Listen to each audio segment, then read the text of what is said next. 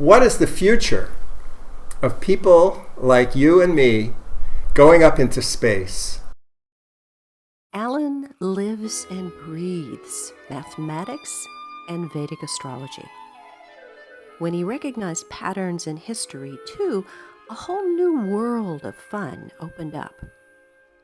He uses astrology to explain historical similarities.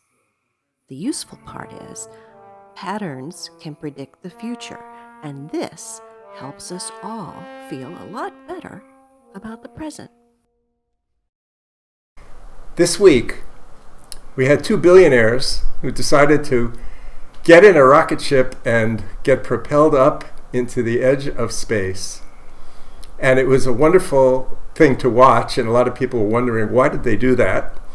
And what was the point of all that? And what was so interesting and exciting was, if you look at the astrological configuration that happened this week, it mirrors 1903 when the Wright brothers did their first voyage in an airplane. And they got up off the ground for 52 seconds and went 850 feet. The Jyotish, the astrology, was the same, or almost the same, based upon a 59-year cycle, what's called the SYNODIC cycle of Jupiter and Saturn. And we've talked about that before, when Jupiter and Saturn are aligned, and then they come back together 20 years later, and again 20 years later. And the third time they come back together, roughly 59 years later, they're in the same part of the zodiac. So that's called the SYNODIC cycle. And that 59-year cycle, of course, from 2021, you go back to 1962. And then one more iteration, you go back to 1903. So the 118 years ago, 2 of those, turns out to be a very, very important cycle for innovation and for technological advance, and what's even clearly the progression of the same type of technological advance. It shows, as it were, a hidden mystery of how life organizes the progression of expansion of the same types of things through different quantum levels of the same development. So this time we had 2 guys who were independently wealthy, and they needed to be independently wealthy to be able to pay for a rocket ship.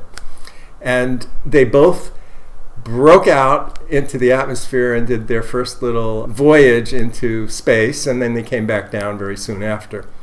Similar to the Wright brothers in 1903, again went up for a very short period of time. The commonality was that Jupiter and Saturn are in the same positions now that they were in 1903, and that the node Rahu is connected to Saturn, that Saturn is aspected by Rahu. And the nature of that combination promotes progress in an explosive type of way, which required some sort of engine, some propulsion value. The Rahu created that propulsion, and the other planets created the situation what allowed for the knowledge to be expressed in terms of technological advantage.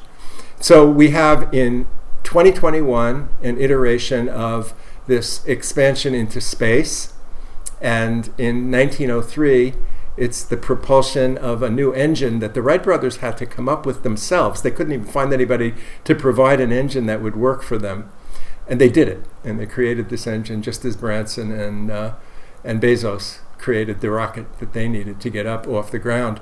So you might ask the question, well, what happened 118 years earlier?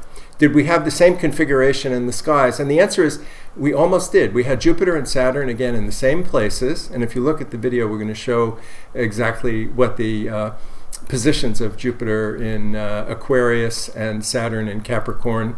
And Rahu was, in one case, aspecting from 120 degrees, the other from 240 degrees, and the other from 360 degrees. But in 1785, 118 years earlier than 1903, you had several different iterations of the first successful expression of what was called the steam engine. Eventually, Robert Fulton in 1807 came up with a commercially viable version of the steam engine, but the first kind of successful steam engines that were actually used could not be mass-produced at the time. They weren't supported in that direction, but they started in 1785, several different places in the world. It eventually became popular throughout the world. So we have 3 iterations of the same astrological configuration, with Jupiter in Capricorn, Saturn in Aquarius, and that combination happens every 59 years. But the aspect of Rahu on the 2 only happens every other 59 years, so it takes 118 years to get that combination. That combination created this first independent, individual thing. It wasn't done by a government. Branson and Bezos, they're individual entrepreneurs and businessmen, very wealthy ones, but they nevertheless did it themselves. The Wright brothers had to do it themselves. No government would support it at that time. And similarly, they couldn't get support for the steam engine initially either. It was Robert Fulton was the first commercially viable one that happened 22 years after 1785. So you might say, well, what's going to happen now? What's going to happen in the future? Are we going to be going to space? Well, if you look at the logic and you look at the development of the process, the steam engine did become very successful.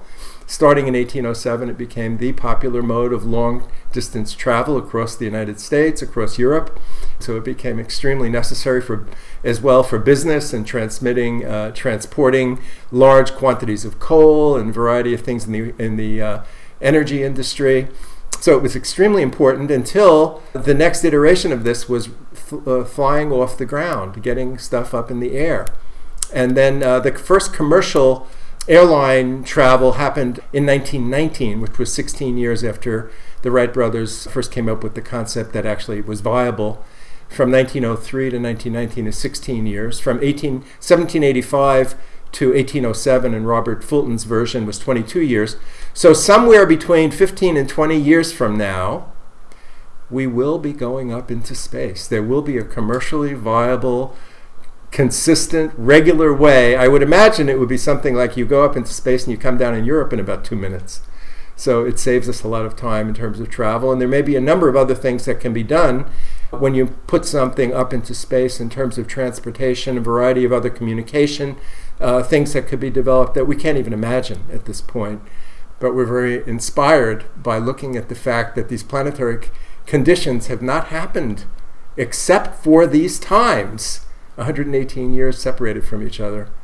There's no intermediate time when Saturn was in the same place and Jupiter was in the same place and Rahu was able to aspect Saturn. The only times that happened were 118 years apart, and all 3 times that happened, these dramatic, tremendous, positive, progressive changes took place in human life that ultimately led to remarkable advances that became ultimately very common and necessary and useful and promoted tremendous growth of the civilization and expansion of our capacity as human beings. Thank you.